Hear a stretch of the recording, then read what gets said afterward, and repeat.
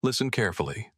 I don't care who you think you are or how much you think you paid for this ticket. This is my aircraft, and you will move to the back right now or I will have security drag you off this tarmac. The words rang out across the first-class cabin of Skyway Airlines Flight 883, loud enough for every passenger to freeze mid-conversation and turn their heads toward the commotion.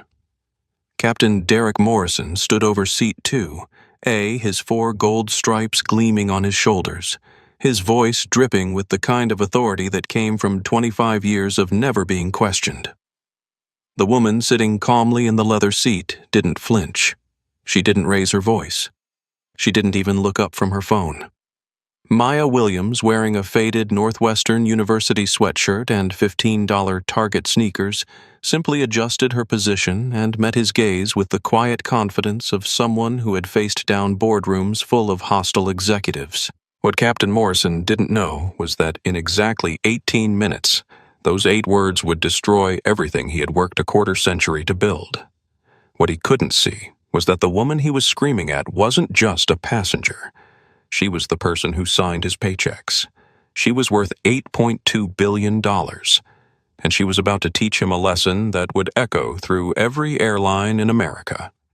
But first, let's rewind to how this moment began.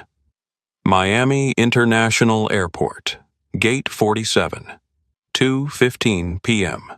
The afternoon sun blazed through the floor-to-ceiling windows of Terminal D, casting long shadows across the polished floors, where hundreds of travelers rushed toward their gates. Gate 47 buzzed with the usual pre-flight energy. Business travelers tapped frantically on laptops, families corralled excited children, and flight crew prepared for another routine day in the sky. Maya Williams stood in line at the gate, invisible among the crowd.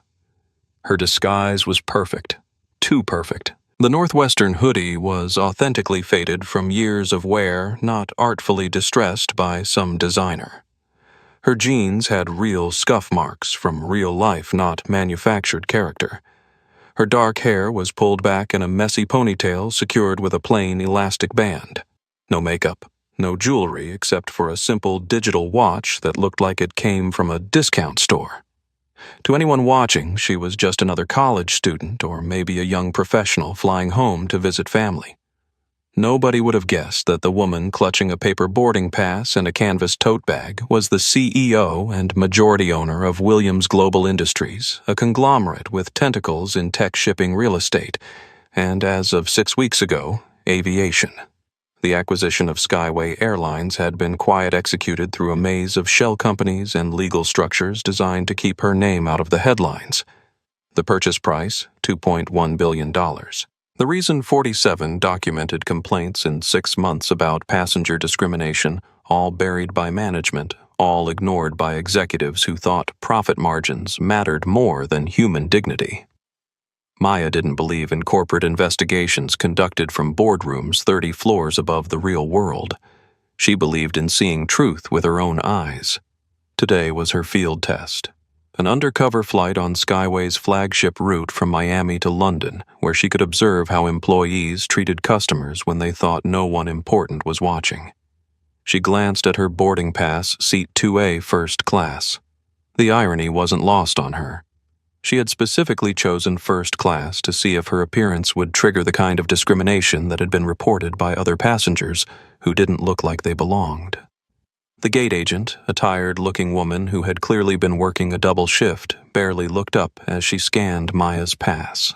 The machine beeped green. Maya walked down the jet bridge, the recycled air hitting her face as she approached the aircraft. She was looking forward to 7 hours of observation, a chance to document exactly how Skyway Airlines operated when management wasn't watching. But as she stepped through the aircraft door, the atmosphere shifted immediately. The flight attendant stationed at the entrance wore a name tag that read Rosa Martinez. Her smile was practiced professional, but her eyes performed a rapid assessment of Maya's appearance. The hoodie, the sneakers, the lack of expensive accessories. Rosa's expression flickered almost imperceptibly from welcoming to skeptical. "Boarding pass?" Rosa asked, even though Maya had just scanned it at the gate. Maya handed it over without comment, watching Rosa's reaction as she read the seat assignment. Seat 2A. Rosa repeated her tone, carrying a hint of disbelief. Are you sure this is correct? It's what the ticket says, Maya replied calmly, taking the stub back. Right. Well, the aisle is to your left. Rosa's attention immediately shifted to the passenger behind Maya, a man in a bespoke charcoal suit carrying a briefcase that probably cost more than most people's monthly salary. Her voice transformed instantly. Welcome aboard, sir. Let me take your coat. Right this way to first class. Maya suppressed a smile. The performance was exactly what she had expected, exactly what the complaints had described. She found her seat and stowed her canvas bag in the overhead compartment. The first-class cabin was impressive. Leather pods that converted to lie-flat beds, 23-inch entertainment screens, gold-trimmed accents that screamed luxury. She settled into 2A and pulled out her phone, opening a notes app to begin documenting the experience. The cabin filled quickly around her. Business executives, diplomats, a few celebrities she recognized but didn't acknowledge. The typical first-class crowd. That's when Bradford Hayes made his entrance. Bradford was everything Maya had grown to despise about the corporate world, rolled into one perfectly groomed package. 55 years old, silver-haired, wearing a suit that cost more than most cars. His face carried the permanent flush of someone who had never been told no by anyone who mattered. He swept through the cabin, followed by an assistant carrying his garment bag, barking into his phone about supply chain problems and firing people who couldn't deliver results. His voice carried the casual cruelty of someone who viewed other people as disposable resources. Bradford stopped when he saw Maya in seat 2A. Excuse me, he said, not to Maya, but to Rosa, who had materialized instantly at his side. I think there's been some confusion with the seating. Rosa's eyes darted between Bradford and Maya. Is there a problem, Mr. Hayes? My usual seat is 2A. I specifically requested it when my assistant made the reservation. He looked down at Maya as if she were an inconvenience to be managed. I'm sure she won't mind moving to accommodate a premium passenger. Maya looked up from her phone. I have a valid ticket for this seat. I'm not moving. Bradford's eyebrows shot up. He wasn't used to resistance from people he considered beneath him. Do you know who I am? Should I? Maya's voice remained level, but there was steel underneath. Rosa stepped in, clearly uncomfortable with the brewing confrontation. Ma'am, Mr. Hayes is one of our most valued customers. Perhaps we could upgrade you to business class. It's really quite comfortable. I paid for first class, Maya said. I'm staying in first class. That's when Bradford made his fatal mistake. He pulled out his phone and started recording. This is unbelievable. I'm documenting this entire situation. Skyway Airlines allowing random people to steal seats from legitimate passengers. Around the cabin, other passengers were starting to take notice. Some buried their faces in magazines, uncomfortable with the confrontation. Others pulled out phones, sensing that something significant was happening. A few seats back, James Kim, a Korean-American tech worker, discreetly started his own recording. Rosa tapped her earpiece. Captain Morrison, we have a seating situation in first class. Could you please come forward? Maya watched it all unfold with the detached fascination of a scientist observing a crucial experiment. Every word, every gesture, every assumption was confirming what the complaints had alleged. The pattern was clear appearance-based discrimination disguised as customer service. The cockpit door opened. Captain Derek Morrison emerged like a general surveying a battlefield. 25 years of flying had given him an aura of unquestioned authority. His uniform was immaculate, his posture radiating the kind of confidence that came from commanding aircraft worth hundreds of millions of dollars. He approached seat 2A with heavy steps, his presence designed to intimidate. When he spoke, his voice carried the weight of absolute power. What's the problem here? Morrison asked Rosa, not even glancing at Maya. Seating conflict. Captain, Mr. Hayes needs his usual seat, but she's refusing to move. Morrison finally looked down at Maya. He saw the hoodie, the sneakers, the canvas bag. He saw someone who, in his view, clearly didn't belong in first class. Someone who could be moved without consequence. Miss Morrison said, his tone leaving no room for discussion. "We need to resolve this situation quickly. I don't have time for games. Take your bag and follow the flight attendant to your new seat." Maya met his gaze steadily. "Captain Morrison, according to your name tag, I have a valid ticket for this seat. Federal aviation regulations state that a passenger cannot be removed from a confirmed seat without just cause. I haven't been disruptive, intoxicated, or threatening." "On what legal grounds are you asking me to move?" Morrison blinked, momentarily thrown by her specific knowledge of regulations. But his ego quickly overrode any doubt. This was his aircraft, his domain, his rules. He leaned down, invading her personal space, his voice dropping to a threatening whisper that somehow carried through the silent cabin. "Listen carefully. I don't care who you think you are or how much you think you paid for this ticket. This is my aircraft, and you will move to the back right now, or I will have security drag you off this tarmac." The cabin went dead silent. Every conversation stopped. Every phone screen lit up as passengers started recording. Rosa's face went pale. Even Bradford seemed taken aback by the naked aggression in Morrison's voice. Maya didn't flinch. She didn't raise her voice. She simply looked up at the man who had just sealed his own fate and said 5 words that would haunt him for the rest of his life. "You're going to regret this." Morrison laughed, a harsh sound that echoed off the cabin walls. "Is that a threat?" "It's a prediction," Maya said quietly. He straightened up, crossing his arms with smug satisfaction. "Rosa, call security. I want this passenger removed immediately." And in that moment, as Rosa reached for her radio with trembling fingers, as Bradford smirked and continued recording as dozens of phones captured every second of the confrontation, Maya Williams made a decision that would change everything. She stood up. Not to fight, not to scream, simply to show that she would not be intimidated by a bully in a uniform who thought power came from stripes on his shoulders instead of character in his heart. "I'll move," she said calmly. "But remember this moment, Captain. Remember that you judged a book by its cover and decided to burn down the library." Morrison's grin widened. "Smart girl." Rosa escorted her to the back. As Maya gathered her belongings and walked down the aisle under the weight of dozens of stares, she pulled out her phone and sent a single text message to her chief of staff in London. They took the bait. Activate Protocol 7.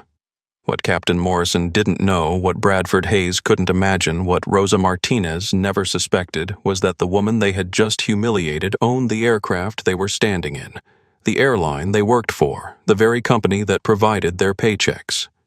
In 18 minutes, when Skyway Flight 883 pushed back from the gate and began its journey to London, Maya Williams would begin the most expensive lesson in humility that the aviation industry had ever witnessed. The countdown had started. Morrison's career was already over. He just didn't know it yet. As Maya walked the aisle of shame from first class to economy, her mind traveled back to a similar moment 27 years ago. She was 18 then, a freshman at Northwestern University, wearing her only dress to a celebration dinner her scholarship sponsors had invited her to attend. She had worked 3 jobs to afford the meal at an upscale Chicago restaurant, only to be turned away at the door by a maitre d', who took one look at her and decided she wouldn't be comfortable with their clientele. That night, sitting on a bus stop bench in the rain, Maya Williams made a promise to herself she would build something so powerful that no one would ever again have the authority to make her feel small. 27 years later, that promise had evolved into Williams Global Industries, a conglomerate worth $23.8 billion. She owned tech companies that powered half the apps on people's phones, shipping companies that moved goods across 3 continents, real estate portfolios in 12 countries, And now, as of 6 weeks ago, a struggling airline that she had acquired specifically because of complaints like the one she was currently experiencing firsthand. The Skyway Airlines purchase had been triggered by a series of anonymous reports posted on social media. Passengers describing flight crew who made assumptions based on appearance. Gate agents who demanded additional verification from travelers who didn't fit their mental image of first-class passengers. Pilots who allowed VIP customers to override confirmed reservations through intimidation and connections. Maya didn't buy companies to fix them from corporate boardrooms. She bought them to understand them from the ground up. Today was her first field test. She found her reassigned seat in Economy 47F, a middle seat between a teenager with noise-canceling headphones and Carmen Rodriguez, a young Hispanic mother trying to comfort her 6-month-old son, Diego. "I'm sorry about the crying," Carmen whispered as Maya settled in. "He's hungry, but they won't let me warm his formula until after takeoff." Maya looked at the exhausted young woman holding her fussy baby and felt a familiar anger building in her chest.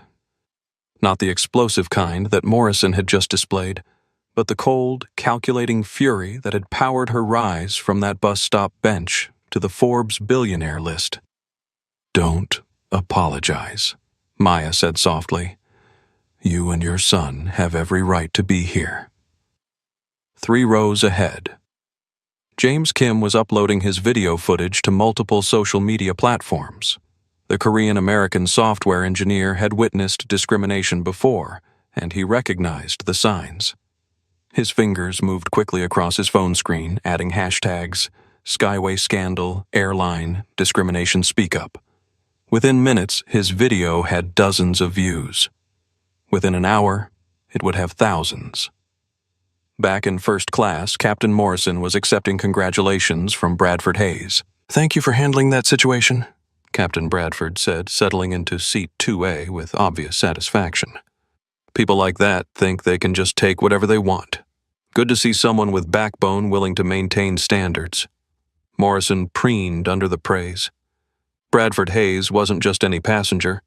He was a real estate mogul with connections throughout South Florida, a man whose friendship could open doors and advance careers. Bradford had specifically mentioned knowing Regional Director Patricia Walsh personally. That kind of connection could mean the difference between flying regional routes and commanding international flights. "Just doing my job, Mr. Hayes." Skyway Airlines maintains the highest standards of service for our valued customers. Rosa Martinez watched the interaction with relief. She had been working for Skyway for 8 years, slowly climbing from beverage service to first-class attendant. Her goal was to become a purser within 2 years, which would mean better pay and more stable hours for her family. Morrison's approval could make that promotion possible. His disapproval could end her aviation career. "Captain," she said quietly, "should I file an incident report about the passenger disruption?" Morrison waved dismissively. "No need. Just a case of someone trying to fly above their station. Happens more often than it should." Tyler Brooks, the junior flight attendant who had been watching the confrontation from the galley, nodded eagerly. At 28, he was still new enough to the industry to be impressed by Morrison's authority and grateful to be included in the inner circle of crew who enjoyed the captain's favor. "Some people just don't understand how things work," Tyler said, his voice carrying the casual cruelty of someone trying to fit in with the dominant group. What none of them understood was that their conversation was being recorded. Sarah Thompson, a marketing executive in seat 4B, had been filming since Morrison's initial confrontation with Maya. Unlike James Kim, she hadn't posted anything yet. She was torn between her discomfort with what she had witnessed and her reluctance to get involved in other people's problems. But she kept recording. Meanwhile, 5,000 miles away in London, Maya's chief of staff, Marcus Rivera, was receiving her coded message and activating a carefully prepared response protocol. Marcus Rivera had been with Maya for 12 years, ever since she had hired him fresh out of Harvard Law School to help navigate the regulatory complexities of her first major acquisition. He was brilliant, loyal, and completely ruthless when it came to protecting Maya's interests. Protocol 7 was their code for corporate investigation and response. Marcus immediately triggered a series of coordinated actions. Legal team activation Skyway Airlines corporate structure, employment records, and recent incident reports were pulled and analyzed within 30 minutes. Media monitoring professional social media analysts began tracking every mention of Skyway Airlines and preparing response strategies. Executive positioning. A team of senior Williams global executives was placed on standby at London Heathrow, ready to meet Maya's flight upon arrival. Termination preparation. Legal documents were prepared for the immediate firing of any Skyway employee found to be in violation of federal anti-discrimination laws.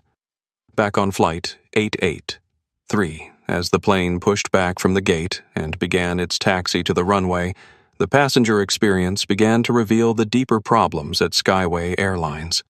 Carmen Rodriguez's baby was crying harder now, the hunger and discomfort becoming unbearable for the 6-month-old. Carmen had requested warm water for Diego's formula 3 times, but Tyler Brooks had dismissed her each time with increasingly hostile responses. "Ma'am, we've told you already. Beverage service begins after we reach cruising altitude. Please control your child until then." Maya watched Tyler's treatment of Carmen with growing disgust. She had seen enough corporate discrimination to recognize the pattern different standards applied based on perceived status and ethnicity. If Carmen had been sitting in first class or if she appeared wealthy enough to matter, Tyler's response would have been completely different. "Excuse me," Maya said, pressing her call button. Tyler appeared within minutes, his expression already annoyed before he heard her request. "Could you please get some warm water for this mother's baby formula? The child is clearly in distress." Tyler looked at Maya with undisguised disdain. He had already categorized her as a problem passenger based on Morrison's earlier assessment. "Ma'am, I've already explained the policy to the other passenger. We'll begin beverage service once we're airborne. If you can't follow simple instructions, I'll have to report this to the captain." The captain. Maya's voice remained calm, but something in her tone made Tyler pause. "Yes, please do report this to Captain Morrison. Tell him that the passenger in 47F requests that he provide basic humanitarian assistance to a mother with a hungry infant." Tyler's chest puffed up with borrowed authority. "I don't think you understand how this works. Captain Morrison has already identified you as a disruptive passenger. If you cause any more problems, you'll be restrained for the safety of the other passengers." Around them, other economy passengers were listening. Some looked uncomfortable with Tyler's aggressive tone. Others seemed to agree that Maya was causing trouble. The cabin was divided just as Tyler and Morrison intended. Maya pulled out her phone and opened her notes app documenting every word of the exchange. Tyler noticed the phone, and his expression darkened further. "Ma'am, if you're recording crew interactions, I'll need to confiscate your device for security reasons." "On what grounds?" Maya asked, not looking up from her typing. "Federal aviation safety regulations prohibit the recording of crew members without consent during active flight operations." It was complete nonsense, of course. There was no such regulation. But Tyler was counting on Maya not knowing aviation law well enough to call his bluff. Maya looked up from her phone and smiled. It was a cold, terrifying expression that made Tyler take an involuntary step backward.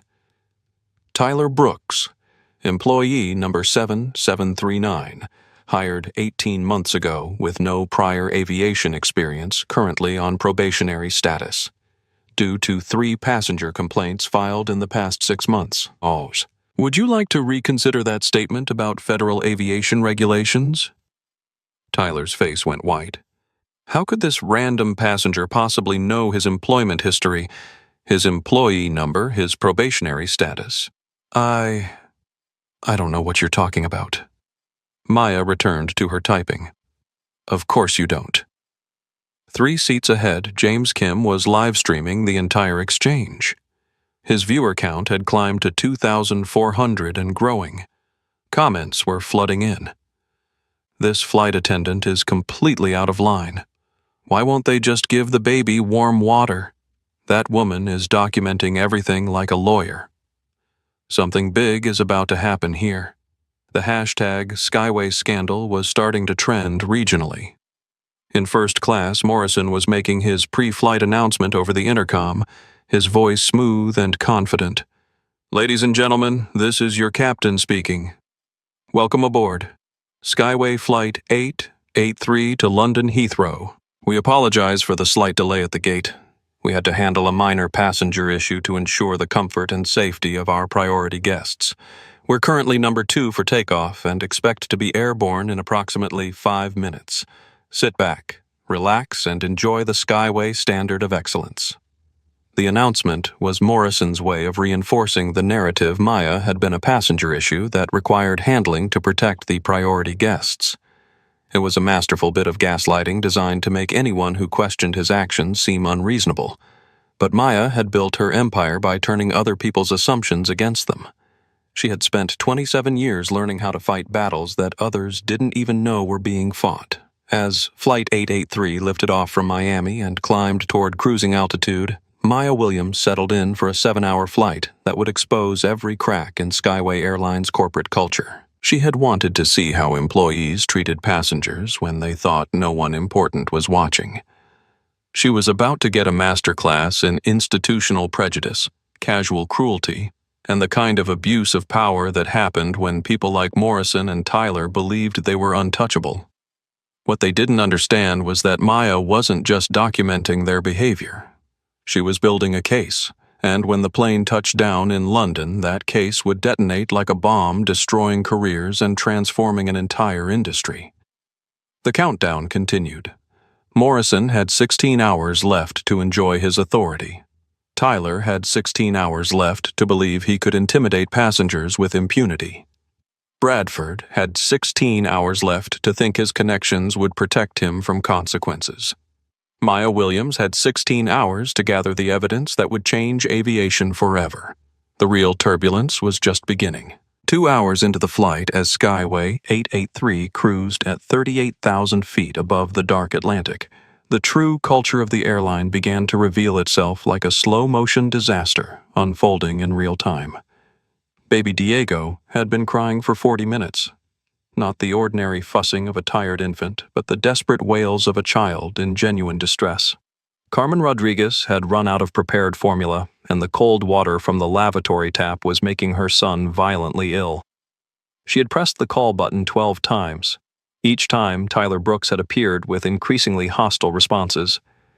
"Ma'am, I've told you repeatedly. We cannot provide special accommodations for every passenger's personal needs. Other passengers are complaining about the noise.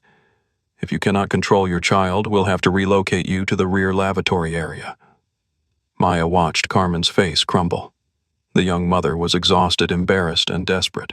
Her son was suffering, and the airline crew was treating her like a criminal for seeking basic assistance. "She just needs warm water," Maya said, unbuckling her seatbelt and standing up. "It's a medical necessity for an infant." Tyler spun around, his face flushed with anger. "Sit down immediately. You are not permitted to move about the cabin during service periods." What service? Maya gestured around the economy cabin. "You've been serving this mother contempt for the past hour." Other passengers were watching now. Some nodded in agreement with Maya's intervention. Others looked uncomfortable, wanting the crying to stop, but reluctant to get involved. James Kim continued live streaming, his viewer count climbing toward 10,000. In the chat, comments were pouring in. "Why won't they just help the baby? This is disgusting customer service. That flight attendant should be fired. Someone call the news." Tyler pulled out his phone and took photos of Maya standing in the aisle. "You are now officially documented as a safety violation. Return to your seat or face federal charges for interfering with flight crew duties." Maya didn't move. Tyler Brooks, under Federal Aviation Regulation 121.580, flight crew members are required to provide reasonable assistance for passenger medical needs.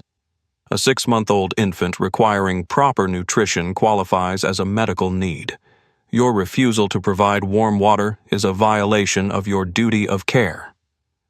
Tyler's mouth opened and closed like a fish gasping for air. He had no idea how to respond to someone who actually knew aviation law. His authority was built on passengers' ignorance and fear of consequences they didn't understand. I need to consult with the captain." "Yes," Maya said quietly. "You do." Tyler hurried toward the cockpit, his confidence evaporating. Behind him, Maya knelt beside Carmen's seat. "How long has he been without proper food?"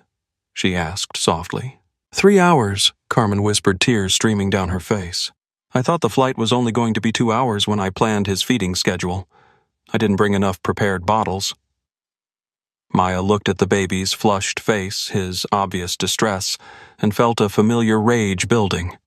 Not the explosive kind that solved nothing but the cold, focused anger that had powered her through 27 years of corporate warfare. She stood up and walked toward first class. The curtain separating the cabin classes was closed, but Maya pulled it aside and stepped through. The difference was immediate. Cooler air, softer lighting flight attendants. Rosa Martinez busy serving warm towels and premium beverages to passengers who were being treated like royalty. "Excuse me," Maya said to Rosa, who looked up in shock. You can't be here. This is first class only. I need warm water for the infant in economy." "His mother has been requesting it for over an hour, and your colleague has been refusing basic assistance." Rosa's face flushed with embarrassment and anger. She was already on thin ice with Morrison after the earlier seating incident, and now this problem passenger was invading her domain and questioning crew procedures in front of first-class customers. "Ma'am, you need to return to your seat immediately. We don't allow economy passengers in first class under any circumstances." Bradford Hayes looked up from his whiskey and laughed. Well, the troublemaker is back. "What did I tell you, Captain?" He gestured toward Morrison, who had emerged from the cockpit after Tyler's consultation. Morrison's face darkened as he saw Maya standing in his first-class cabin. This was the final insult, the ultimate confirmation that she was exactly the kind of passenger who would push boundaries until someone pushed back.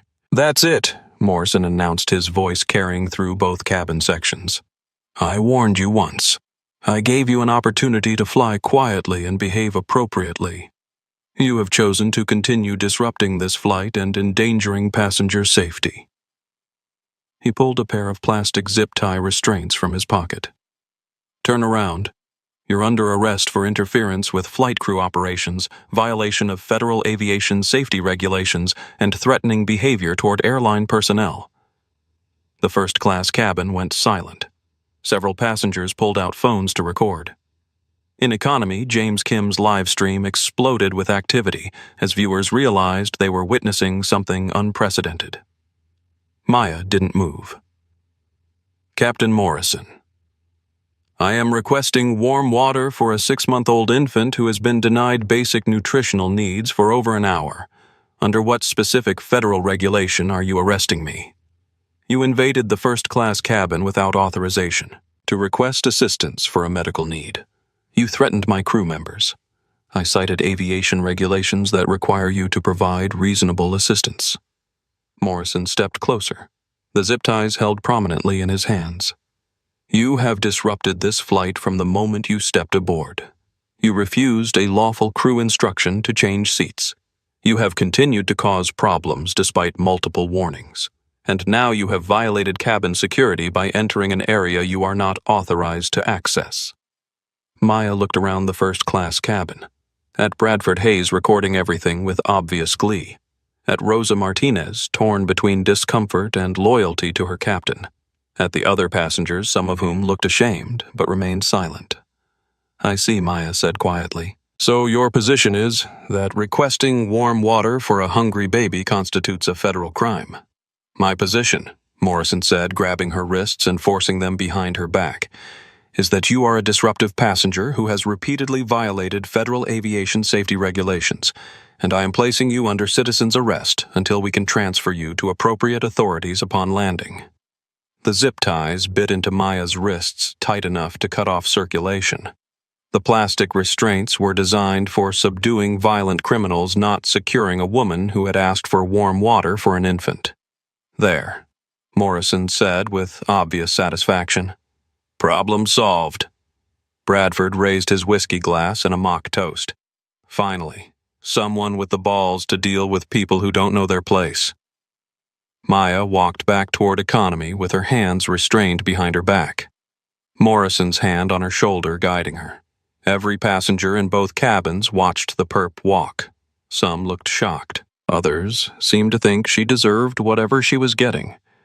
But in seat 23, C. Carmen Rodriguez was watching in horror as the only person who had tried to help her son was being arrested. And 3 rows ahead, James Kim's live stream had exploded to 50,000 viewers. The comments were a flood of outrage. This is insane.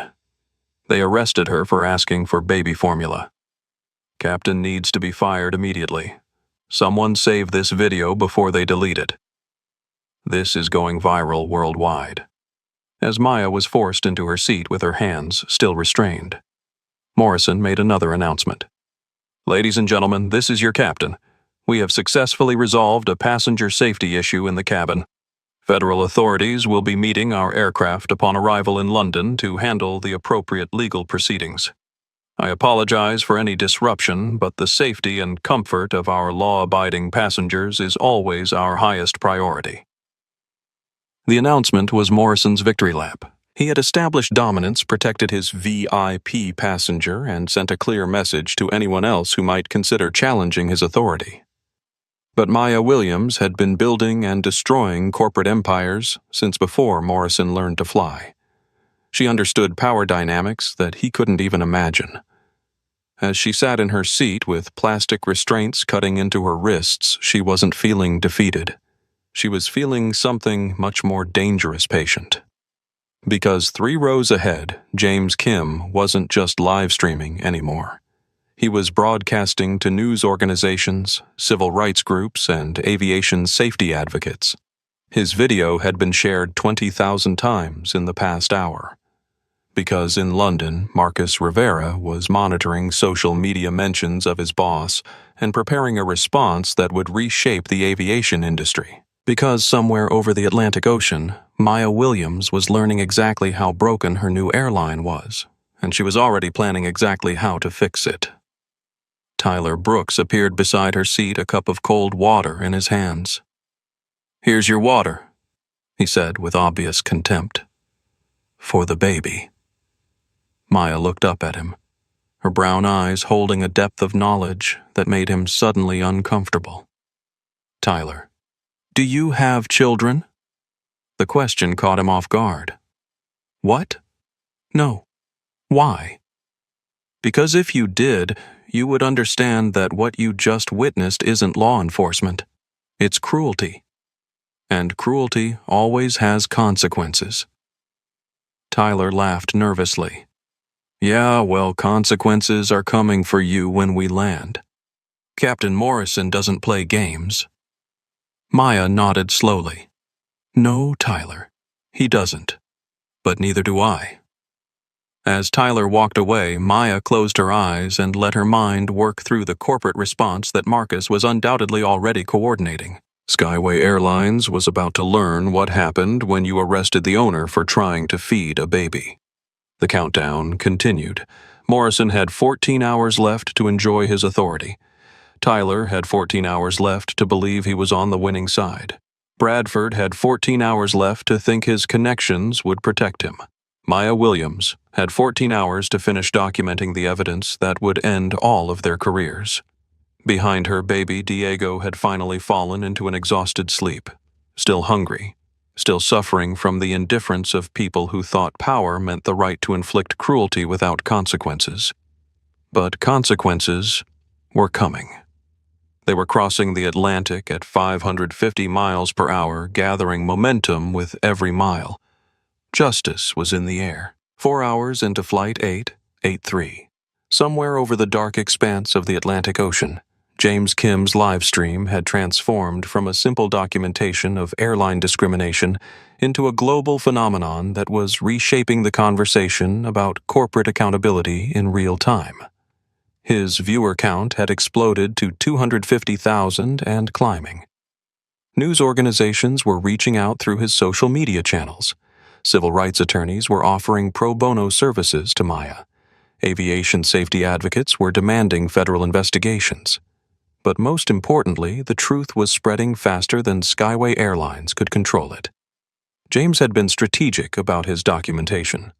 Unlike other viral incidents that captured only fragments of confrontations, he had recorded everything from the initial seating dispute through Maya's arrest for requesting warm water for baby Diego. His footage showed the complete pattern of escalating discrimination from Morrison's initial abuse of authority to Tyler's casual cruelty toward Carmen Rodriguez.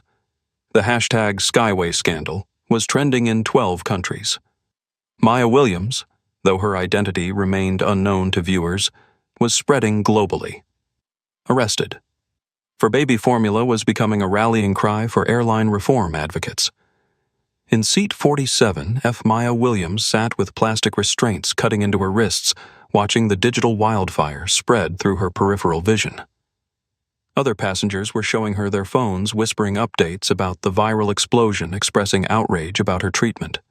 What they didn't understand was that Maya wasn't just a victim going viral. She was a CEO conducting the most expensive corporate investigation in aviation history. Every documented moment of discrimination was evidence. Every recorded statement from Morrison, Tyler, and Rosa was building a legal case that would reshape her industry. "The whole world is watching this," whispered the passenger in 47E, an elderly man who had been horrified by Maya's arrest. This video has been shared by news anchors, politicians, celebrities. Skyway Airlines is getting destroyed online. Maya nodded politely, but her mind was focused on the bigger picture. Social media outrage was temporary. Corporate transformation required legal leverage, regulatory pressure, and financial consequences that lasted beyond news cycles. Meanwhile, in first class, Captain Morrison was becoming aware that something was wrong. Bradford Hayes had been monitoring social media throughout the flight, and his expression was growing increasingly concerned. Captain Bradford said quietly, calling Morrison over to his seat. "We might have a problem." Morrison bent down to see Bradford's phone screen. The live stream was playing, showing Maya's arrest from multiple angles. The comments were a flood of condemnation. News outlets were covering the story. Aviation industry publications were questioning Morrison's handling of the situation. "How many people are watching this?" Morrison asked. "250,000 and growing. It's been picked up by CNN, BBC, Reuters. The hashtag is trending globally. This doesn't look good for any of us." For the first time since the flight began, Morrison felt a flutter of uncertainty. He had arrested passengers before without consequences.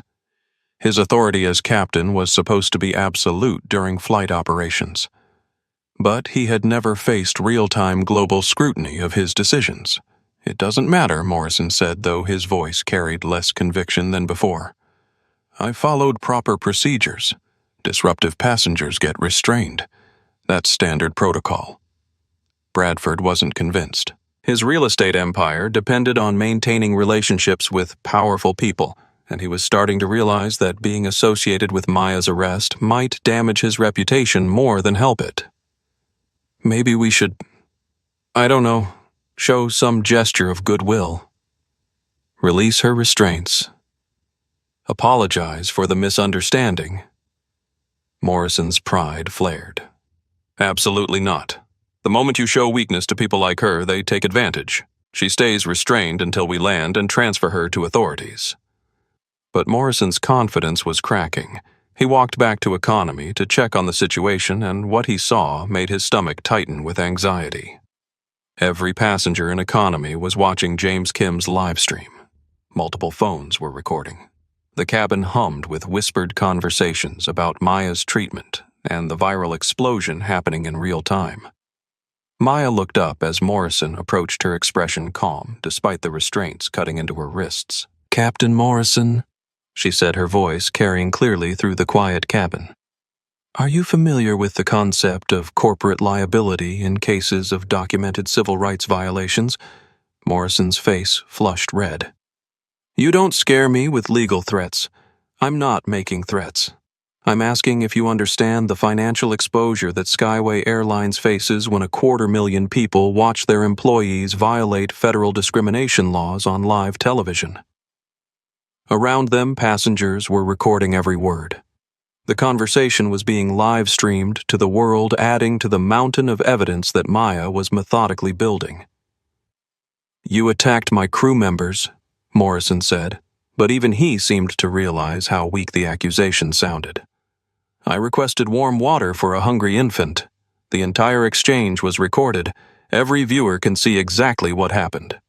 Tyler Brooks appeared beside Morrison, his earlier confidence replaced by obvious anxiety. He had been monitoring social media on his personal phone and seeing his name attached to thousands of condemnatory posts. "Captain, maybe we should call the company. Get some guidance on how to handle this situation." Morrison glared at him. "We don't need guidance. We followed proper procedures." But Maya could see the doubt creeping into both men's eyes. They were starting to understand that their actions were being judged by standards beyond the closed system of airline hierarchy. The court of public opinion was rendering a verdict, and it wasn't favorable. Sarah Thompson, the marketing executive who had been recording since the initial confrontation, finally found her courage. She stood up from her seat in 4B and walked back to economy, approaching Maya's seat. "Excuse me," she said to Morrison. "I've been watching this entire situation unfold and I need to say something." Morrison turned to face her, his expression wary. "Ma'am, please return to your seat. This doesn't concern you. Actually, it does." Sarah pulled out her phone, showing hours of recorded footage. "I work in crisis management for corporate clients. What you've done here isn't just legally problematic. It's a public relations disaster that will cost Skyway Airlines hundreds of millions of dollars in lost business and legal settlements." She turned to address the cabin, speaking loud enough for everyone to hear. "This woman asked for warm water for a hungry baby. She was arrested for requesting basic humanitarian assistance. Every person on this plane is a witness to discriminatory treatment that violates federal civil rights laws." A murmur of agreement rippled through economy. Other passengers began standing emboldened by Sarah's courage. "She's right," called out the elderly man in 47E. "I've been flying for 40 years and I've never seen anything like this." "This is disgusting," added a woman from row 32. "The baby was crying for hours and you people did nothing." Carmen Rodriguez, still holding baby Diego, looked up with tears in her eyes. "She was the only one who tried to help my son. You arrested her for being kind." Morrison found himself surrounded by hostile passengers, their phones recording their voices growing louder with indignation. The cabin that he had controlled with absolute authority was slipping away from him. "Everyone return to your seats immediately," he commanded, but his voice carried desperation instead of authority. Or what asked James Kim, live-streaming Morrison's increasingly panicked responses. "You'll arrest all 200 of us for supporting a woman who tried to feed a baby." The live-stream comments exploded. "Passengers are revolting. This captain is losing control. Everyone is standing up for her. This is amazing. Morrison is finished." In the galley, Rosa Martinez was having her own crisis of confidence. She had been following the social media explosion on her phone, seeing her name attached to thousands of negative comments. Her 8-year career at Skyway Airlines, her dreams of promotion to pursue her family's financial stability. Everything was crumbling in real time. She approached Tyler, who was staring at his phone with growing horror. "Tyler, we need to do something. This is getting out of hand. What are we supposed to do?" Morrison made the call. "We just followed orders. Following orders isn't going to save our jobs when Skyway executives see this footage. We look like monsters." Tyler's hands were shaking as he scrolled through social media posts calling for firing his arrest, his public humiliation. The power he had felt earlier in the flight had evaporated, replaced by the terrifying realization that actions have consequences, and those consequences were playing out on a global stage. Maybe we should apologize. Bring her some warm water for the baby. Show that we're not completely heartless." Rosa looked toward Maya, still sitting calmly in her restraints, despite hours of discomfort. There was something about the woman's demeanor that suggested she wasn't just another passenger having a bad travel day. Her knowledge of aviation law, her calm responses under pressure, her ability to command respect even while restrained, it all suggested someone with experience wielding power. "Who do you think she is?" Rosa whispered. "I don't know. But whoever she is, she's about to destroy our careers." As the social media storm continued to grow, reaching trending status globally and attracting attention from major news networks, Maya Williams sat quietly in her seat. Her hands restrained, her wrists bleeding slightly from the plastic ties, but her mind working with the precision of someone who had spent decades turning other people's mistakes into strategic opportunities. She wasn't just documenting airline discrimination anymore. She was gathering evidence for the most expensive lesson in corporate accountability that the aviation industry had ever received. Morrison had wanted to show his authority by arresting her. Instead, he had handed her the leverage she needed to transform an entire company culture. Tyler had wanted to demonstrate his power by refusing assistance to Carmen Rodriguez. Instead, he had provided documented evidence of the casual cruelty that Maya intended to eliminate from her airline. Bradford Hayes had wanted to establish his VIP status by taking her seat. Instead, he had created a viral moment that would haunt him for the rest of his career. The countdown continued. 10 hours until landing. 10 hours until the consequences phase of Maya Williams's corporate investigation began.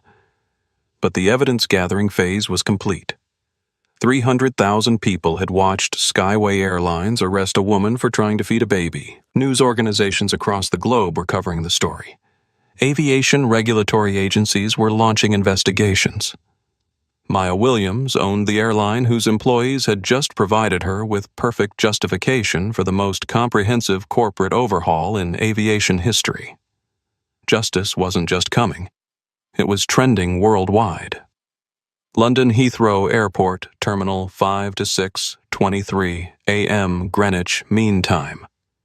The massive Boeing 777 touched down on runway 09L with a gentle thud, its wheels kissing the rain-slicked tarmac as Captain Derek Morrison executed what would be his final landing as a Skyway Airlines pilot. Through the small passenger windows, the gray English morning looked ordinary, just another international flight completing another routine transatlantic crossing.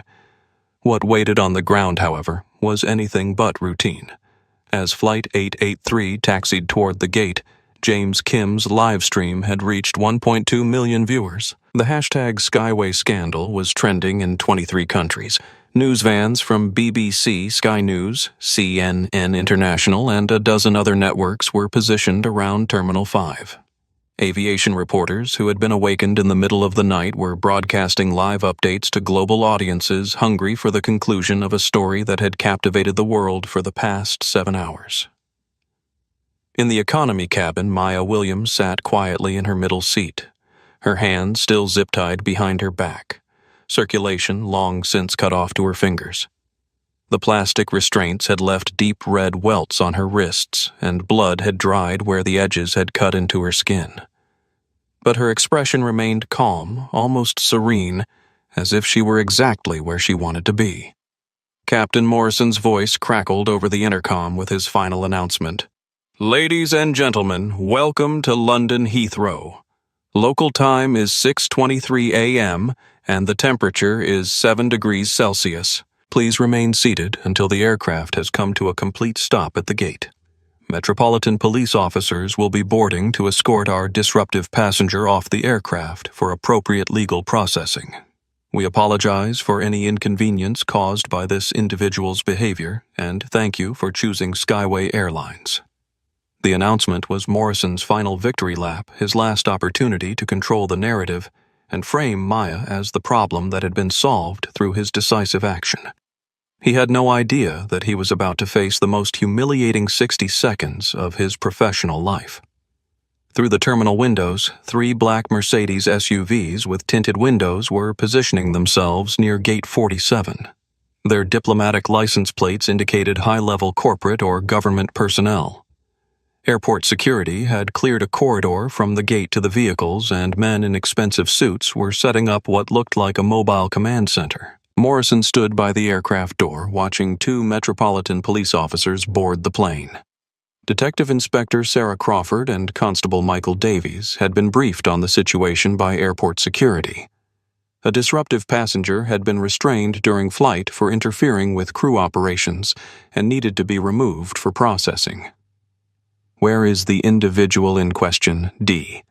I. Crawford asked Morrison. "Seat 47, F economy cabin. Black female, approximately 40 years old, has been restrained since hour 2 of the flight for threatening behavior and interference with safety operations." The officers walked through the cabin, passing first-class passengers who pretended to be busy with their phones and magazines. They moved through business class, where passengers whispered and pointed toward economy. Finally, they reached Maya's row. D. I. Crawford looked down at the small woman in the Northwestern University hoodie, hands zip-tied behind her back, and immediately felt that something was wrong with this picture. Maya didn't look like a violent criminal. She didn't look agitated or threatening. She looked like someone who had been through an ordeal with remarkable composure.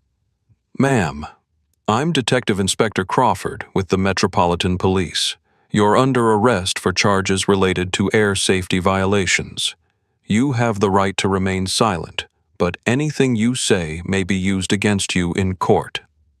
Maya looked up and smiled, not with defiance or anger, but with the expression of someone who had been waiting patiently for exactly this moment. "Detective Inspector Crawford," Maya said, her voice clear and calm despite hours of restraint. "Before you proceed with that arrest, I need you to make a phone call. Ma'am, I don't think you understand the situation. You've been accused of serious federal aviation crimes." "I understand the situation perfectly. The question is whether you want to make the phone call now or whether you want to explain to your superiors later why you arrested the wrong person." D. I. Crawford paused. Something in Maya's tone, her knowledge of procedure, her complete lack of concern about the charges, suggested that this wasn't a standard case. "What phone call?" Maya nodded toward the window. "Call your dispatch office and ask them who owns those 3 black Mercedes vehicles parked at Gate 47. Ask them why Williams Global Industries' legal team is setting up operations in Terminal 5. Ask them why your chief constable received a call from the U.S. ambassador 20 minutes ago regarding this flight." The color drained from D.I. Crawford's face. Williams Global Industries was one of the largest corporations in the world, a company whose legal and political influence extended across continents. If they were involved in this situation, nothing was what it appeared to be. "Who are you, D?" I. Crawford whispered. "My name is Maya Williams. I am the Chief Executive Officer and majority owner of Williams Global Industries. As of 6 weeks ago, I am also the owner of Skyway Airlines. The captain who had me arrested works for me. The flight attendants who denied assistance to a hungry baby work for me. This aircraft that you're standing in belongs to me." The cabin went absolutely silent. Every passenger within earshot turned to stare. James Kim's live stream, which had been providing commentary on the police boarding, suddenly exploded with activity as viewers realized they were witnessing the reveal of the decade. D.I. Crawford looked at Maya, then at Constable Davies, then back at Maya. "You own the airline, I do, and for the past 7 hours I have been conducting an undercover investigation into employee discrimination practices. Captain Morrison and his crew have provided me with documented evidence of civil rights violations, passenger endangerment, and corporate policy failures that will result in the largest aviation industry overhaul in British and American legal history." From the front of the plane, Morrison's voice could be heard shouting, "Officers, what's taking so long? Remove that passenger immediately." D.I. Crawford pulled out her radio. "Control, this is Crawford. I need immediate verification on the identity of passenger Williams in seat 47 F Flight 883 from Miami. Corporate connections to Williams Global Industries. Possible VIP status." The response came back within 30 seconds. "Crawford, You are dealing with Maya Williams, CEO of Williams Global Industries. Net worth approximately £8 billion. Stand down immediately and await instructions from Chief Constable. Diplomatic protocols are in effect. The radio message was loud enough for surrounding passengers to hear. A gasp rippled through the cabin. James Kim's live stream viewers were posting comments faster than the system could process them. She owns the airline. £8 billion, the captain is screwed. This is the best revenge story ever. Morrison just arrested his boss. Dee Crawford reached for her multi-tool and carefully cut the plastic restraints from Maya's wrists. As the zip ties fell away, Maya rubbed circulation back into her hands, revealing the deep cuts and bruises left by hours of restraint. "Ms. Williams, we had no idea. We were responding to Captain Morrison's report of a disruptive passenger." Maya stood up slowly, her dignity intact despite the ordeal. "Detective Inspector, you were doing your job based on false information provided by my employee. The question now is what happens next." At that moment, the aircraft door opened again. A tall man in an immaculate suit strode through, followed by two other individuals carrying briefcases and tablets. Marcus Rivera, Maya's chief of staff, had arrived. "Ms. Williams," Marcus said, his voice carrying the controlled fury of someone who had spent 7 hours watching his boss be humiliated on live television. "Are you injured?" "I'm fine, Marcus. But I think Captain Morrison and his crew are about to have a very difficult conversation." Morrison appeared from the front cabin, his face flushed with confusion and growing panic. He had seen the police officers board, he had seen them cut Maya's restraints, and he had seen men in expensive suits treating his disruptive passenger like visiting royalty. "Officers, what the hell is going on here? I gave you explicit instructions to arrest that woman for interfering with flight operations." Marcus Rivera turned to face Morrison with the cold precision of someone who had ended careers with the stroke of a pen. "Captain Morrison, my name is Marcus Rivera, Chief Legal Counsel for Williams Global Industries. You have just spent 7 hours violating the civil rights of my employer, who happens to be the owner of this airline. You arrested the person who signs your paycheck for the crime of requesting warm water for a hungry infant." Morrison's face went white.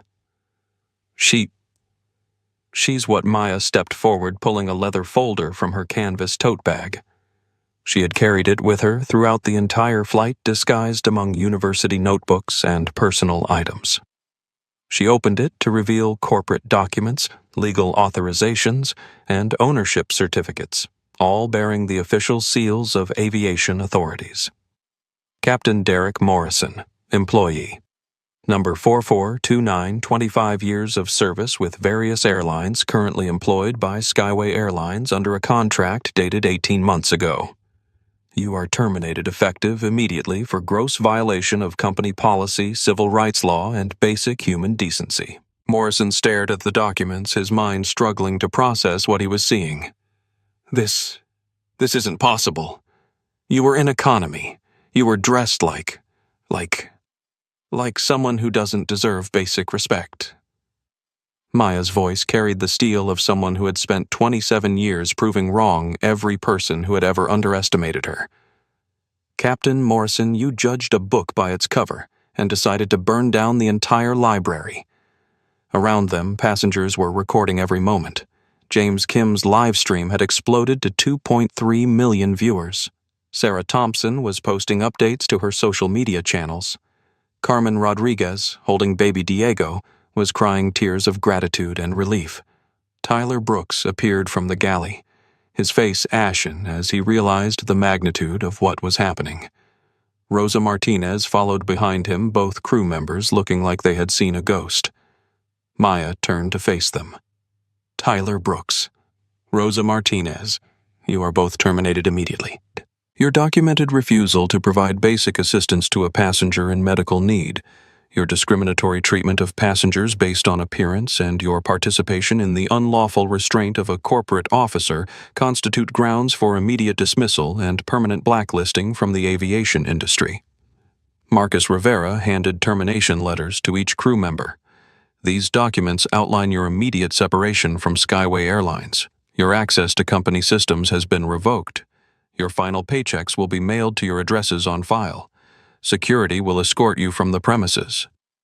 Bradford Hayes, who had been watching the scene unfold from first class, suddenly appeared in the aisle. His earlier confidence had evaporated, replaced by obvious panic as he realized his role in the disaster. "Miss Williams, there seems to have been some misunderstanding. I had no idea who you were." "If I had known," Maya looked at him with the expression of someone studying an interesting specimen. "Mr. Hayes, that's exactly the problem. Your behavior wasn't based on not knowing who I was. It was based on thinking you knew what I was worth because of how I looked." She pulled out her phone and made a call that was audible to everyone in the cabin. "Legal department. This is Maya Williams. Cancel the Bradford Hayes real estate development contract effective immediately. Invoke the morality clause. Mr. Hayes has just provided documented evidence of discriminatory behavior that violates our corporate ethics standards." Bradford's face went gray. "You can't do that. That contract represents $60 million in development projects. My company will collapse without that deal. Your company should have thought about that before you decided that demanding my seat and celebrating my arrest was appropriate behavior for a business partner." Maya walked toward the aircraft exit, followed by Marcus and the legal team. As she reached the door, she turned back to address the entire cabin. "To the passengers who witnessed this situation and chose to speak up, thank you. Your courage in documenting these events and standing up for what's right has made it possible to address institutional problems that have been hidden for too long." She looked specifically at James Kim. "Mr. Kim, your live stream has been viewed by millions of people around the world. You've started a conversation about airline accountability that will change this industry forever." She nodded to Carmen Rodriguez. "Ms. Rodriguez, you and your son Diego will never pay for another Skyway Airlines flight for the rest of your lives. And if you're interested, I'd like to offer you a position heading our new passenger advocacy department." Finally, she turned to Captain Morrison, who was standing in shock, still holding his termination letter. "Captain Morrison, you told me that this was your aircraft and your rules. You were wrong. This was always my aircraft, and my rules are simple: treat every person with dignity, regardless of how much money they appear to have or what they look like. You failed that test spectacularly." As Maya Williams walked off the plane, she owned past news cameras and reporters who had been waiting for this moment past airport security, who snapped to attention when they realized who she was, past a growing crowd of onlookers who had heard about the viral story. She wasn't thinking about revenge. She was thinking about transformation. Behind her, Captain Morrison sat down heavily in the nearest seat. His 25-year career in ruins, his authority evaporated, his future in aviation destroyed by 8 words spoken in arrogance to a woman he assumed he could intimidate. The countdown was over. The reckoning had begun. But this was only the beginning of the story. Maya Williams hadn't just exposed discrimination on one flight. She had created a template for corporate accountability that would reshape an entire industry. Justice hadn't just been served. It had gone viral. The terminal erupted into controlled chaos as Maya Williams emerged from the jet bridge into the glare of international media attention. Camera flashes strobed like lightning. Reporters thrust microphones toward her face.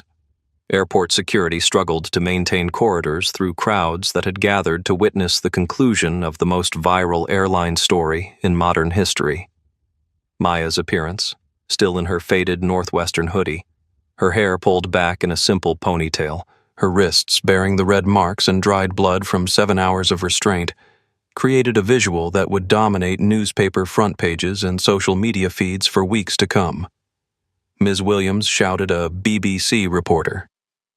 "Can you comment on your treatment aboard Skyway Flight 883, Maya?" called a CNN correspondent. "Will you be pressing criminal charges against Captain Morrison?" "What changes will you make to Skyway Airlines?" asked a Sky News journalist. Maya paused at the center of the media scrum, Marcus Rivera and her legal team forming a protective circle around her. When she spoke, her voice carried the calm authority of someone who had just completed the most expensive corporate investigation in aviation history. 7 hours ago, I boarded a Skyway Airlines flight disguised as an ordinary passenger to investigate reports of employee discrimination. What I experienced was worse than I had imagined. I was denied a seat I had legally purchased, arrested for requesting warm water for a hungry infant, and subjected to hours of restraint that left me physically injured. She held up her wrists, showing the camera crews the cuts and bruises left by Morrison's zip-tie restraints. But more importantly, I witnessed the mistreatment of other passengers, particularly a young mother whose baby was denied basic medical assistance by crew members who felt that their authority was more important than an infant's welfare. Behind the wall of reporters, Carmen Rodriguez emerged from the jet bridge carrying baby Diego, who was finally sleeping peacefully after receiving proper nutrition. Maya gestured toward them. This is Carmen Rodriguez and her son, Diego. They were the real victims of Skyway Airlines' culture of discrimination. My experience was just documentation. Theirs was genuine suffering caused by employees who had been trained to value appearances over human needs. A Reuters reporter pushed forward. What consequences will Captain Morrison and the flight crew face? Captain Morrison, flight attendants, Rosa Martinez, and Tyler Brooks have been terminated immediately. Their actions violated federal civil rights law company policy and basic standards of human decency.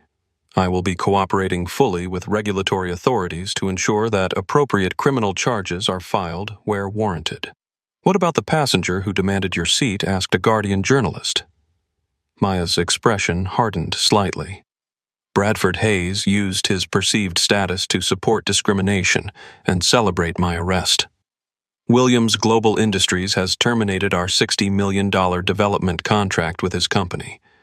Actions have consequences, especially when those actions involve cheering for the mistreatment of fellow human beings. The questions continued, but Maya's legal team began moving her toward the waiting Mercedes vehicles. As she walked through the terminal, ordinary travelers recognized her from the viral videos and began applauding. Gate agents, baggage handlers, and customs officers, the frontline airport workers who dealt with passenger discrimination daily, watched with obvious satisfaction as someone finally held airline management accountable. Back on Flight 883, the atmosphere had transformed from triumph to terror for the crew members who remained. Morrison sat in the first-class cabin, still holding his termination letter, staring at the official company letterhead that had just ended his career. 25 years of service. 2.5 decades of building seniority, accumulating pension benefits, earning the respect that came with 4 gold stripes on his shoulders. All destroyed by 8 words spoken to a woman he had assumed he could intimidate without consequence. His phone buzzed with incoming calls. His wife seeing the viral videos. His mortgage company somehow already aware that his employment status had changed. Aviation industry publications wanting statements about his termination. Friends and colleagues shocked by the footage that was dominating news cycles. Morrison's hands shook as he read the termination letter's specific charges. Violation of federal civil rights laws through discriminatory removal of a passenger from a confirmed seat. Unlawful restraint of a corporate officer without just cause. Failure to provide reasonable assistance for passenger medical needs.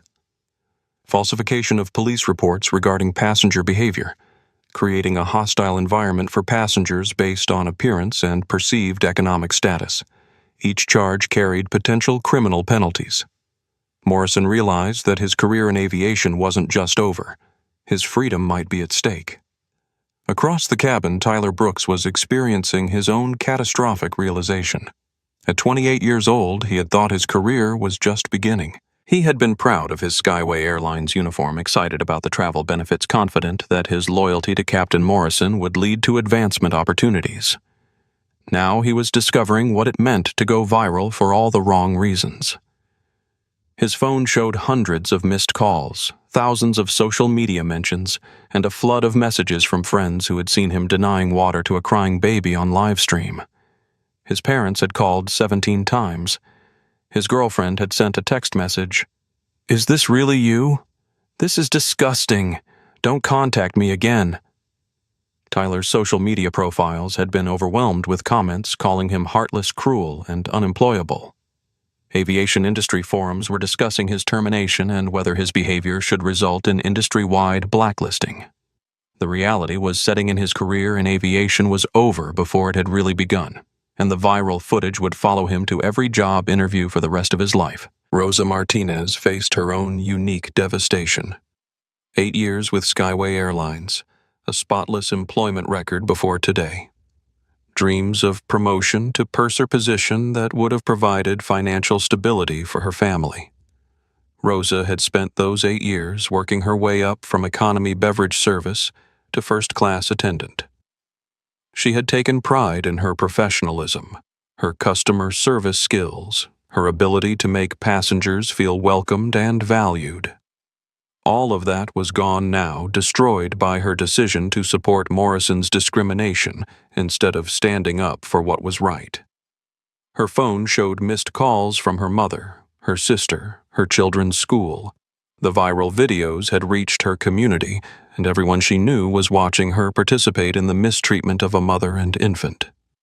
Worse than losing her job was the knowledge that she had failed a fundamental test of character. When given the choice between protecting the powerful and helping the vulnerable, she had chosen power.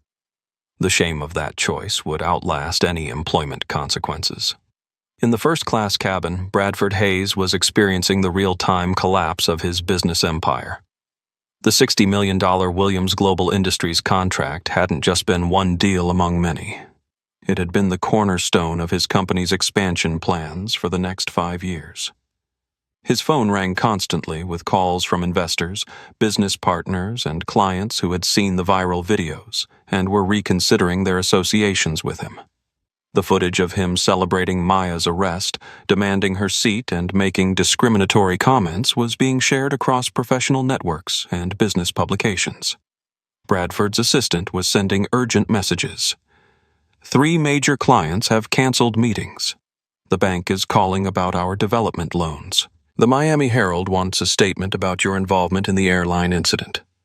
He tried calling his contact at Williams Global Industries regional office, hoping to appeal directly to someone who could reverse the contract cancellation.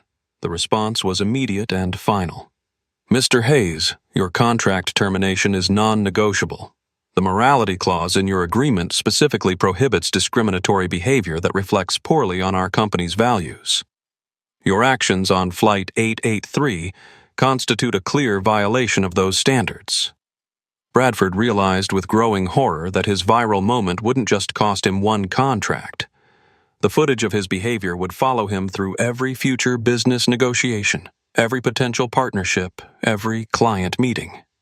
He had become a symbol of executive privilege and discrimination, and that reputation would haunt him indefinitely. While the primary players dealt with immediate consequences, the viral storm continued to build momentum across social media platforms and news networks worldwide.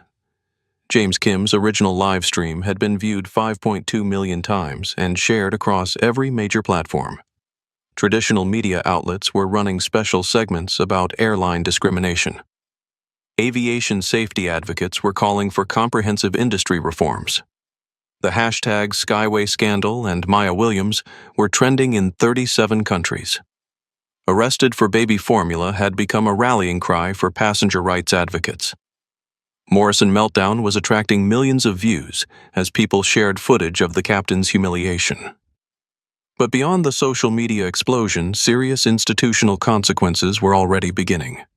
The Federal Aviation Administration announced an emergency investigation into Skyway Airlines training procedures and discrimination policies. The Department of Transportation opened an inquiry into whether Morrison's actions constituted criminal civil rights violations. The British Civil Aviation Authority launched a parallel investigation into international aviation safety protocols. Other airlines immediately began reviewing their own policies and training programs, desperate to avoid association with Skyway's viral disaster. Industry publications were calling for comprehensive reforms to prevent similar incidents. While the perpetrators faced the collapse of their careers and reputations, Carmen Rodriguez was experiencing a different kind of transformation. Maya's offer of a position heading Skyway's new passenger advocacy department represented more than just a job opportunity.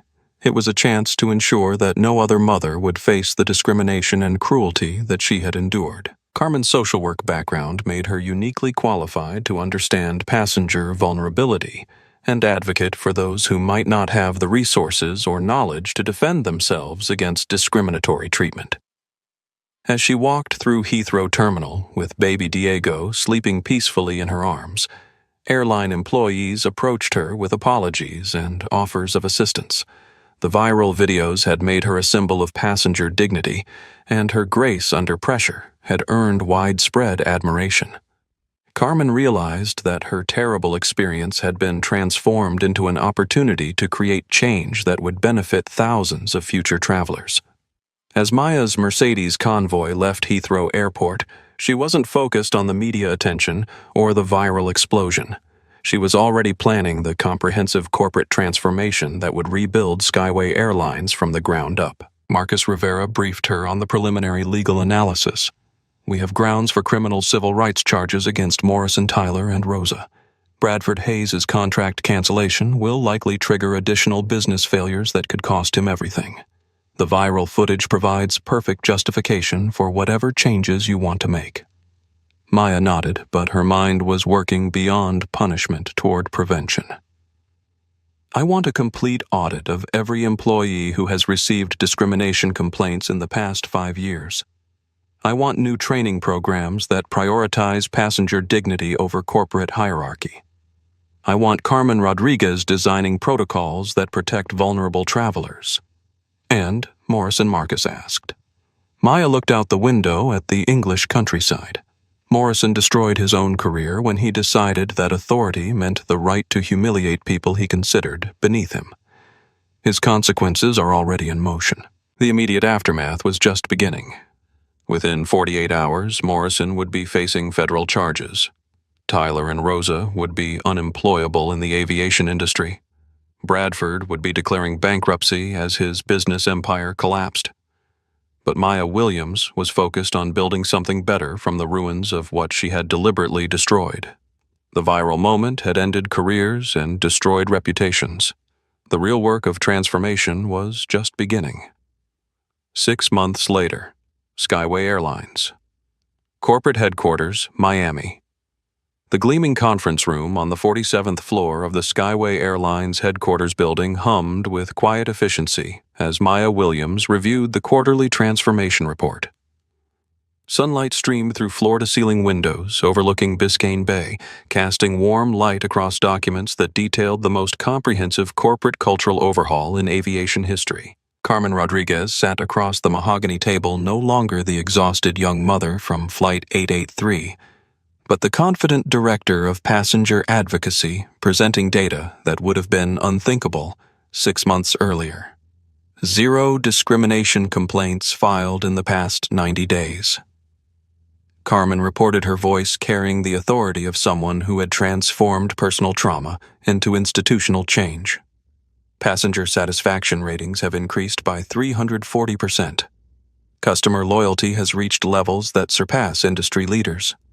Maya nodded, studying the numbers that told the story of Skyway Airlines' rebirth. "What about employee satisfaction?" Flight crew and ground staff report 89% job satisfaction, the highest in our industry. The new training programs have created a culture where employees feel empowered to provide exceptional service rather than follow discriminatory policies. The transformation hadn't happened overnight. It had required the dismantling of every policy, procedure, and cultural assumption that had enabled employees like Morrison, Tyler, and Rosa to abuse their authority without consequence. The comprehensive changes began with what Maya privately called the Morrison Protocol, a complete restructuring of how airlines handled passenger relations, crew authority, and customer service standards. Every Skyway Airlines employee, from baggage handlers to senior captains, was required to complete intensive bias awareness training. But unlike superficial corporate sensitivity programs, Maya's initiative included real-world scenarios, role reversal exercises, and consequences for discriminatory behavior that were swift and permanent. The training program used footage from Flight 883 as a case study in how unchecked authority and unconscious bias could destroy lives, careers, and corporate reputations. New employees watched Morrison's arrest of Maya for requesting baby formula and learned exactly what happened to people who confused uniform stripes with character depth. Every new hire understands that discrimination isn't just morally wrong, Carmen explained. It's career suicide. We've created accountability measures where employees report discrimination concerns without fear of retaliation. The results were measurable. Skyway Airlines had transformed from an industry laggard in customer satisfaction to a leader in passenger advocacy. Other airlines were copying Maya's protocols, desperate to avoid their own viral disasters. James Kim had parlayed his viral live stream into a career in aviation journalism and digital advocacy. His real-time documentation of discrimination had created a new model for passenger activism, showing how social media could hold corporations accountable when traditional complaint processes failed. Maya had offered him a position as social media transparency officer for Skyway Airlines, a role that involved monitoring employee behavior across digital platforms and ensuring that company culture aligned with public commitments to equality. We've implemented what we call the Kim Standard, James explained during a staff meeting. Every employee interaction is conducted as if it's being live-streamed to millions of viewers. If you wouldn't want your behavior broadcast globally, don't engage in that behavior. Sarah Thompson, the marketing executive who had found her courage during the flight, had accepted a position as crisis communication director. Her experience witnessing discrimination and choosing to speak up made her uniquely qualified to help other companies navigate similar situations. The key lesson from Flight 883, Sarah told corporate clients, is that in the age of viral media, character failures become public disasters within hours. The only protection is genuine cultural change, not damage control. While Skyway Airlines flourished under Maya's leadership, the perpetrators of Flight 883's discrimination faced consequences that extended far beyond job loss. Captain Derek Morrison's aviation career had ended permanently. The Federal Aviation Administration had revoked his commercial pilot's license after determining that his restraint of Maya constituted criminal assault under federal air safety laws. Criminal civil rights charges were still pending, carrying potential prison sentences that could extend his punishment for years. Morrison's personal life had collapsed along with his professional standing. His wife had filed for divorce within weeks of the viral video, citing public humiliation and financial devastation. His home had been foreclosed when mortgage payments became impossible on unemployment benefits. His retirement savings had been depleted, paying legal fees for criminal defense attorneys. At 53 years old, Morrison was unemployable in aviation and struggling to find work in any field where background checks revealed his viral infamy. He had been forced to move in with his elderly parents, working part-time retail jobs that barely covered basic expenses.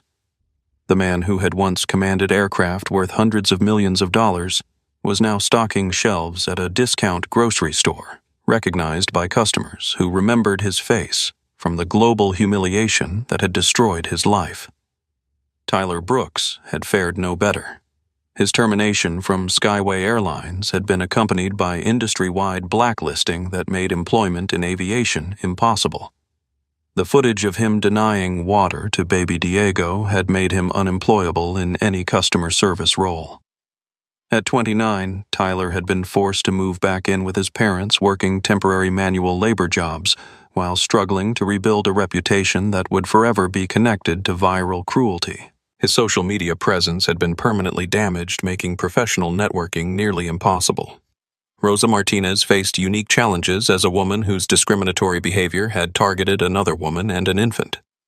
Aviation industry employment was closed to her, but customer service roles in other sectors were also difficult to obtain once employers discovered her viral history. She had eventually found work as a night shift cleaner, a job that paid a fraction of her former airline salary and offered none of the travel benefits or career advancement opportunities she had once enjoyed. Bradford Hayes's fall had been the most spectacular of all the Flight 883 perpetrators. The cancellation of his Williams Global Industries contract had triggered a cascade of business failures that destroyed his real estate empire within months. The viral footage of Bradford celebrating Maya's arrest had made him radioactive to business partners and investors. Banks had called in development loans when his primary income source disappeared. Clients had canceled contracts to avoid association with his discriminatory behavior. Hayes Development Corporation, once valued at over $200 million, had declared bankruptcy 6 weeks after Flight 883 landed.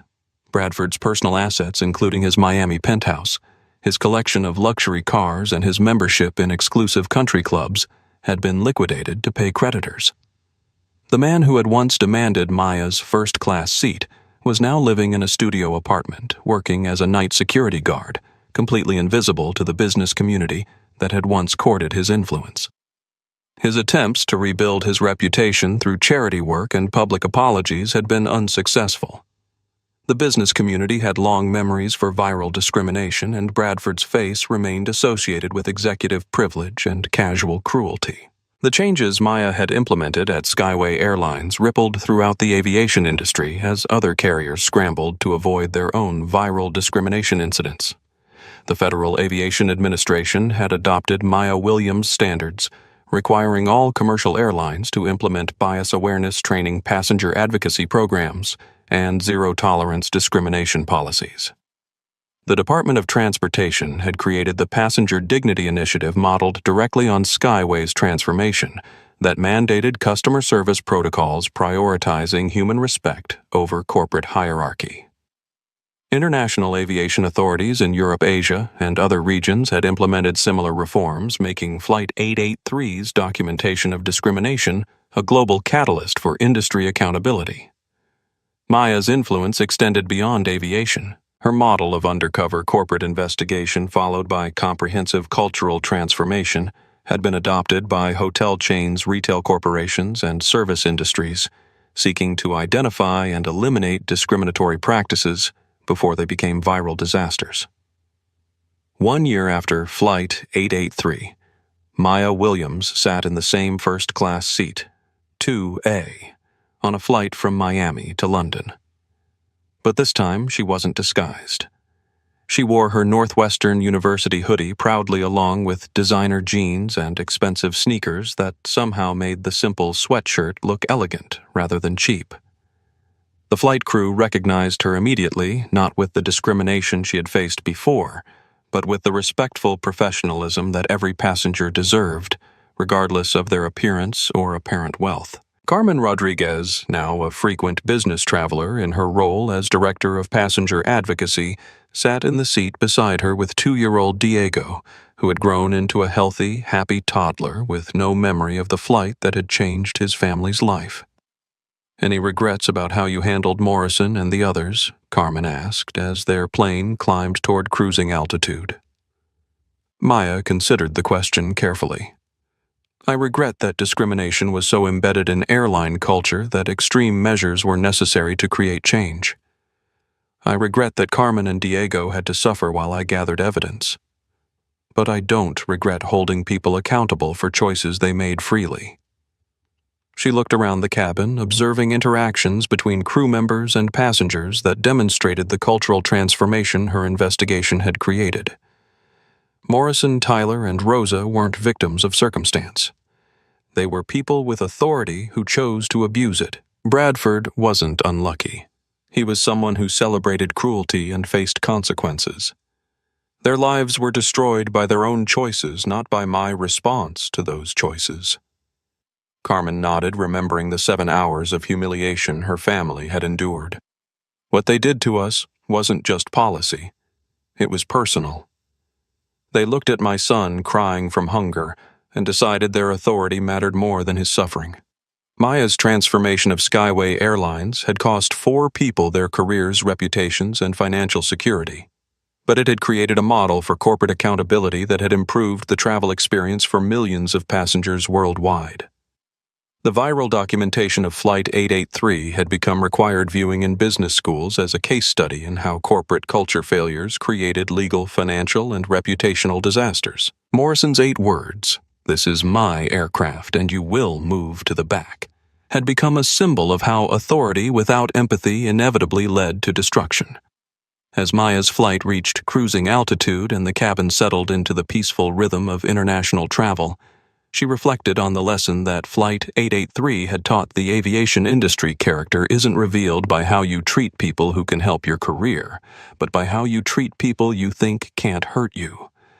Captain Morrison had learned that lesson too late. Maya Williams had taught it to an entire industry. The flight attendant approached with a warm smile, offering champagne and genuine hospitality that treated every passenger with dignity regardless of their appearance. "Thank you," Maya said, simply accepting the glass and knowing that those words carried the weight of transformation that had made air travel more humane for everyone. Justice hadn't just been served on Flight 883. It had taken flight and soared across an entire industry, carrying with it the simple but revolutionary idea that every person deserves respect, regardless of how much money they appear to have in their bank account. Maya Williams had boarded a plane in disguise to document discrimination. She had created a legacy that would protect passengers for generations to come. The sky was no longer divided by artificial boundaries of worth. It belonged to everyone. 5 years later, Maya Williams was inducted into the Aviation Hall of Fame, not for her business success, but for her transformation of industry culture. The ceremony took place at the Smithsonian National Air and Space Museum, with representatives from airlines worldwide acknowledging how one woman's courage to document discrimination had created change that protected millions of travelers.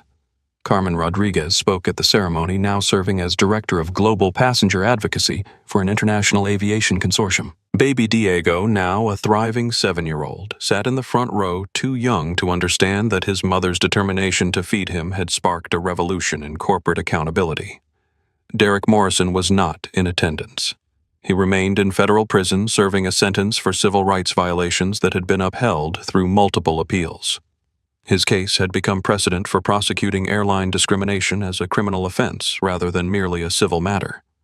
The podium where Maya accepted her award bore a simple plaque with the lesson that Flight 883 had taught the world. Character is revealed not by how you treat people who can advance your career, but by how you treat people you think can't affect your life.